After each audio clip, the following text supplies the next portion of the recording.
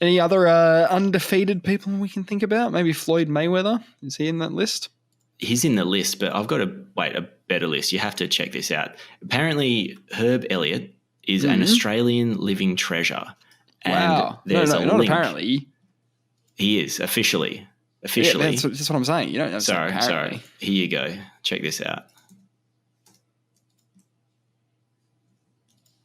I've got a list of living. Okay, there's 71 still living people on the 2014 list, which originally contained 93 living people. National Living Treasures. I didn't know we had national living treasures. Oh, man. Yeah, of course we do. Kieran Perkins. Oh, wait, hold on. Is he a living national treasure? Wait. Clive Palmer, mining magnate, placed on list after his staff were instructed to vote for him. Where does it say that? Number 53. Placed on list after his staff were instructed to vote for him. There's an article on The Australian. Sacked workers told vote for Clive Palmer as national treasure. I mean, it's a pretty exclusive list. I mean, you want to get on this list, right? You got Kylie Minogue, Greg Norman. That's what I was going to say. Kylie Minogue, the Neighbours person. She was on Neighbours, right? She was. I forgot about that. Herb Elliott's there. There he is. John Farnham. Peter Garrett. Okay, so there are some legit national treasures on this list as I read it. I didn't realise we had so many treasures. Dick Smith. We got so many fucking treasures. Pat Rafter. Wow. Yeah, Pat Rafter. So Clive's the one that sticks out on that list, but anyway. Only because of that note that's attached to it on the Wikipedia page. I like how they pop that. No one else has that. Everyone else just has what they're famous for. You got Ernie Dingo. And then he has this thing, mining magnate, and then it has this little asterisk next to him. Yeah, exactly. None of the other ones go, his mates asked them to vote for him. Tim Winton.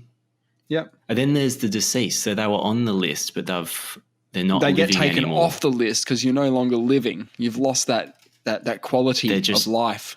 They're treasures. They were treasures. They were living treasures.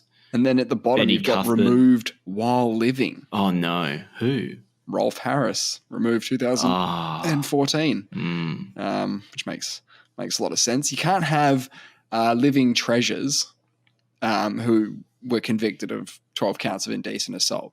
Wait. You can't have that. No, you can't have that. But wait, get him back on the list, though, because he's credited with the invention of the wobble board.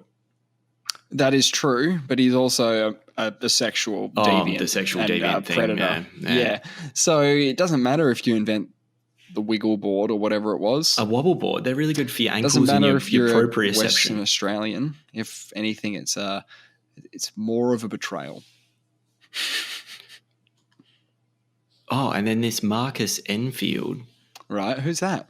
He's a former judge of the federal court. And former national treasure by the sounds of things. Yeah. He was convicted of perjury and perverting the course of justice and served 2 years in prison. Right. So he got removed from the National Living Treasures list as well. So it seems like being convicted of an offence will remove you from the list. So they really should. There's three things. You have to be living.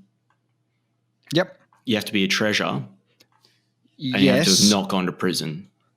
Or if you want to just get people on your staff to vote for you.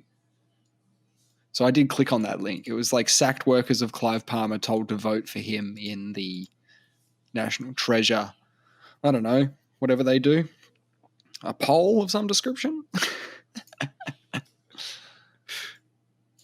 Dr. Cole's on there.